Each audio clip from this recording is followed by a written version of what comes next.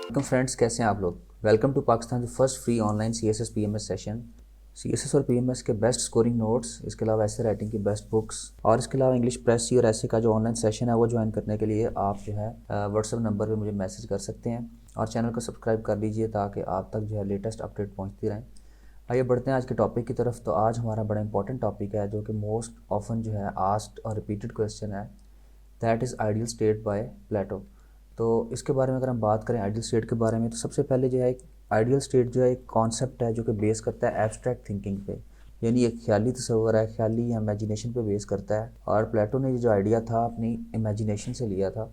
इस रियासत में उसने कोशिश किया कि इसको हर लिहाज से जो आइडियल बनाया जाए। स्टूडेंट्स, आपके पास ऑप्शनल सब्जेक्ट्स जो है ये बहुत ज़्यादा एक बड़ी निश है जहाँ से आप अपना स्कोर जो है उसको ऑब्टेन करना होता है, और बहुत से स्टूडेंट्स ऑप्शनल में नंबर नहीं ले पाते। उनके पास या तो सोर्स सही नहीं होता या फिर जो है वो चीज़ों को अच्छी तरह से प्रेजेंट नहीं कर पाते। अब अच्छे नंबर लेने के लिए पॉलिटिकल साइंस में आपको जो है डिफरेंट रेफरेंसेस का पता होना चाहिए, और नंबर 2 कोटेशंस आपकी जो है बहुत ज़्यादा आनी चाहिए। अब अगर हम बात करें बैकग्राउंड की, तो आइडियल स्टेट जो है सबसे पहले इसके ऊपर जो था ग्रीस के हालात का बहुत ज़्यादा असर था, क्योंकि प्लेटो ने जब पेलोपोनेशियन वॉर देखी तो उसने जो था इसमें इसकी स्टेट को, एथेंस को शिकस्त होती है स्पार्टा के हाथों। तो इस चीज़ ने उसको मजबूर किया कि वो एक ऐसी रियासत का तस्वर दी जो कि हर लिहाज से नाकाबिल तस्खीर हो और उसमें हर चीज़ का आइडियल बेस पे डिज़ाइन की जाए ताकि जो है वो मजबूत रियासत का तस्वर कायम कर सके। फिर इसके बाद सोक्रेटिस का ये स्टूडेंट था और सुकरातसिस ने जो बहुत सी अच्छी क्वालिटीज़ जैसा कि जस्टिस, वर्च्यू और नॉलेज वगैरह सीखी, तो अपनी आइडियल बेस की जो बुनियाद है वो भी नेकी, इल्म और इंसाफ के ऊपर रखता है। फिर उसने इटली और दूसरे ममालिक का सफ़र किया और वहाँ से एब्स्ट्रैक्ट रियलिटी जो था पाइथागोरस से और दूसरे लोगों से जो है इसने काफ़ी ज़्यादा इस तरह के एब्स्ट्रैक्ट चीज़ें सीखी। फिर एनेक्सागोरस का भी बहुत ज़्यादा इन्फ्लुएंस नज़र आता है क्योंकि उसने इंटेलेक्ट और फिलॉसफी में इसकी जो थी रहनुमाई की। अब अगर हम बात करें आइडियल स्टेट की, तो सबसे पहली जिसमें चीज़ है ये बेस करती है एनालॉगी ऑफ इंडिविजुअल ऑर्गेनिज्म, यानी इंसान की जिस्म के अंदर जो 3 बेसिक हिस्से हैं उनके ऊपर इसकी जो है तबकाती तकसीम की गई है। सबसे पहले जो इंसानी जिस्म में इंपॉर्टेंट हिस्सा है बैली है। बैली सिंबलाइज करता है एपिटाइट को, भूख को, ख्वाहिश को। प्लेटो ने डिज़ायर्ड लेबरर्स, एग्रीकल्चरिस्ट, इंडस्ट्रियलिस्ट और आर्टिसन क्लास को और बिजनेसमैन को बैली के साथ कंसिडर किया है। ये वो लोग हैं जो कि पैसा कमाने या फिर अपनी जिस्मानी ख्वाहिशात या ज़रूरियात या मादी ज़रूरियात पर तवज्जो देते हैं। तो इस क्लास को इसने जो है स्टेट के अंदर जो है सबसे लोअर क्लास में रखा है। फिर उसके बाद जो है हार्ट है, इंसान के जिस्म के अंदर जो दूसरा इंपॉर्टेंट ऑर्गन हार्ट है, और वो लोग जिनके अंदर हार्ट का जो एलिमेंट डोमिनेट करता है वो करेज और स्पिरिट को सिंबलाइज करते हैं, और इस क्लास को उसने सोल्जर्स और मिलिट्री ऑफिसर्स के लिए बेहतरीन जाना है। और तीसरे वो लोग हैं जिनके ऊपर ब्रेन का जो असर ज़्यादा होता है, ये लोग ज़हीन लोग हैं जिनके पास नॉलेज है। इनको उसने फ़िलासफ़र्स और रूलर्स, यानी अपने आइडियल स्टेट में फ़िलासफ़र्स और रूलर्स का दर्जा दिया है। ये 3 तरह के लोग को समझता है कि 3 तरह के इंसान हैं, तीनों के ऊपर किसी न किसी एलिमेंट का असर ज़्यादा होता है और उसके मुताबिक जो है उसको आइडियल स्टेट में जगह मिलेगी। अगर किसी इंसान का रुझान मादी ख्वाहिशात की तरफ ज़्यादा है तो उसको जो है स्टेट के अंदर जो है लेबर क्लास में या बिज़नेस या एग्रीकल्चरिस्ट क्लास में शामिल किया गया। अगर किसी के ऊपर जो है करेज और हिम्मत का असर ज़्यादा है तो उसको जो है सोल्जर्स और मिलिट्री क्लास में शामिल किया गया। जो लोग ज़हीन हैं उनको फ़िलासफ़र्स या रूलर्स क्लास में शामिल किया गया। फिर अगर बात करते हैं इसके दूसरे फीचर्स की, तो इसके अंदर सबसे पहले रूल ऑफ फिलॉसफी है। इस स्टेट के ऊपर एक फिलोसफर किंग रूल करेगा जो कि पॉलिटिकल डिसीजंस लेगा, जैसा कि प्लेटो की कोटेशन है कि कहता है कि making political decisions requires judgment and skill and it should be left to the experts. इस चीज़ को शो करने के लिए एक शिप का मेटाफर, कश्ती का मेटाफर यूज़ करता है। शिप ऑनर जो है वो अवाम है जिनको नॉलेज नहीं है समुंदर के बारे में। सेलर्स जो हैं वो दरमियान में बैठे हुए हैं जो कि पॉलिटिशियंस हैं, और उनको नॉलेज तो है लेकिन वो किसी कश्ती चलाने वाले की मदद से जो है कश्ती को गाइड कर सकते हैं। और असल में जो है कश्ती की कमांड करने वाला नेविगेटर है। इसको वो फ़िलासफ़र किंग से या फ़िलासफ़र से तशबीह देता है जिसके अंदर जो है जिसने कश्ती को सही डायरेक्शन पे लेके जाना है।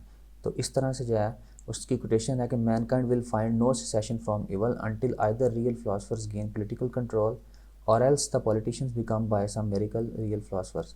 वो कहता है इंसानियत जो है तब तक बुराई से निजात नहीं पाएगी जब तक कि आया के असल जो फ़िलासफ़र्स हैं वो पॉलिटिकल कंट्रोल हासिल ना कर लें, या फिर जो पॉलिटिशियन है, सियासतदान है, वो किसी मौजज़ाती तौर पर रियल फ़िलासफ़र्स में चेंज ना हो जाएं।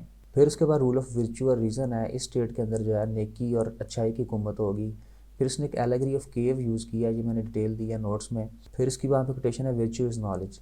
फिर स्टेट कंट्रोल्ड एजुकेशन, ये इंस्पायर्ड था स्पार्टा के सिस्टम से। जब स्पार्टा ने एथेंस को शिकस्त दिया तो इसको फील हुआ कि जो हमारा एजुकेशन सिस्टम है वो भी स्टेट ऑन होना चाहिए, जिसके अंदर जो है इंसानों के लिए तालीम लाजमी करार दी जाए। यहाँ पे एजुकेशन को बहुत ज़्यादा ये एम्फेसाइज करता है, और उसकी यहाँ पे कोटेशन है, if a man neglects education he walks lame to the end of his life. अगर कोई इंसान एजुकेशन को इग्नोर कर देता है तो वो नाकिस या लंगड़ा वापस आता है अपनी ज़िंदगी में और अगली दुनिया के लिए भी कोई अच्छा साबित नहीं होता। फिर एक और इसकी कोटेशन है कि नॉलेज जो है जिसको ज़बरदस्ती हासिल किया जाए वो दिमाग पे कोई असर नहीं डालता। अब अगर बात करें स्टेट के अंदर तो और क्वालिटीज़ में जस्टिस होगा स्टेट के अंदर। जस्टिस की पूरी थ्योरी है, हम नेक्स्ट लेक्चर में इंशाल्लाह डिस्कस करेंगे। फिर यहाँ पे स्पेशलाइजेशन ऑफ फंक्शन है या क्लास डिवीजन है। इससे मुराद ये है कि हर तबका अपनी अपनी लिमिट में रह के काम करेगा। जो शुरू में हमने 3 तबकों का जिक्र किया है वो हर एक तबका जो है अपनी अपनी हैसियत के मुताबिक और अपनी अपनी डोमेन में रह के काम करेगा। तो यहाँ पे सेपरेशन ऑफ पावर्स का भी कॉन्सेप्ट निकलता है और इसके अलावा स्पेशलाइजेशन ऑफ फंक्शन भी होता है, क्योंकि जब हर इंसान अपने काम से काम रखेगा तो उसमें वो स्पेशलाइज्ड होगा और कोई किसी को तंग नहीं करेगा। फिर censorship of art and literature, इसने जो था जो शायर जो रोमांटिक किस्म के शायर थे उनको जो था और ऐसे लिटरेचर को अपनी जो थी आइडियल स्टेट उससे बैनिश किया, क्योंकि ये समझता था कि स्टेट को मजबूत बनाने के लिए हमें शायरों की ज़रूरत नहीं है और उनको जो है हमारी स्टेट में कोई इनका जो है इन्फ्लुएंस नहीं होना चाहिए। फिर यहाँ पे कम्युनिज्म है वाइव्स और प्रॉपर्टी की, ये 2 अपर क्लासेस के लिए है। यानी वो समझता था कि जो 2 ऊपर वाली क्लासेस हैं, मिलिट्री क्लास और जो रूलिंग क्लास है या फ़िलासफ़र क्लास है, उसके लिए जो है शादी ज़रूरी नहीं है। अगर वो शादी करेंगे तो वो ज़ाती ख्वाहिशात और घर और जो प्रॉपर्टी है उसमें इंडल्ज हो जाएंगे। तो इनके लिए जो होगी कंबाइन इस तरह का सिस्टम होगा जहाँ पे इनको यानी सारी की सारी फैसिलिटीज़ और लग्जरीज़ जो हैं प्रोवाइड कर दी जाएंगी। और इसके अलावा जो है वाइफ्स जो हैं औरतें भी इनके लिए कंबाइन होंगी, यानी ये शादी नहीं करेंगी, जिस मर्दी औरत के साथ जो अपनी जिस्मानी ज़रूरियात पूरी कर लेंगे। फिर यहाँ पे जेंडर इक्वालिटी का हमें एलिमेंट नज़र आता है। औरतों को बराबरी के हकूक़ भी देता है और उनको एजुकेशन और दूसरी चीज़ें प्रोवाइड करता है। ये कहता है if women are to have same duties as man they must have same upbringing. और फिर ये है मोर और लेस रिप्रेजेंट करता है प्लान ऑफ कॉमनवेल्थ।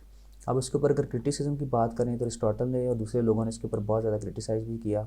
सबसे पहले तो फिलोसफर्स का या क्रिटिक्स का कहना है कि ये आइडिया इमेजिनेशन पे बेस करता है, रियलिटी के साथ इसका कंसर्न जो है बहुत कम है, क्योंकि सिटी इन हेवंस है। फिर फंक्शनल स्पेशलाइजेशन जो है ये इंसान की जो ज़ाती शख्सियत है उसको टैग कर देता है। हो सकता है किसी इंसान के अंदर किसी और जगह पे जाने की जो सलाहियत ज़्यादा हो। फिर इसमें जो कम्युनिज्म है ये लॉ ऑफ नेचर को डिनाई करता है कि औरतों को जो है कम्युनिस्ट तरीके से या कम्युनिज्म में यूज़ करना नेचर के लॉ के खिलाफ है। और इसी तरह किसी इंसान के ऊपर टैग लगा देना स्पेशलाइजेशन ऑफ फंक्शन के तहत, तो ये उसकी जो नेचुरल लिबर्टी जो है उसको ख़त्म करता है और आइडियल स्टेट जो है निगलेक्ट करती है लोअर सिटीजन्स को। ये उसके ऊपर क्रिटिसिज्म थी। बाकी डिटेल्स जो आप नोट्स में से गेट कर सकते हैं। लेक्चर के बारे में कमेंट कीजिएगा। Thank you so much, take care, अल्लाह हाफिज़।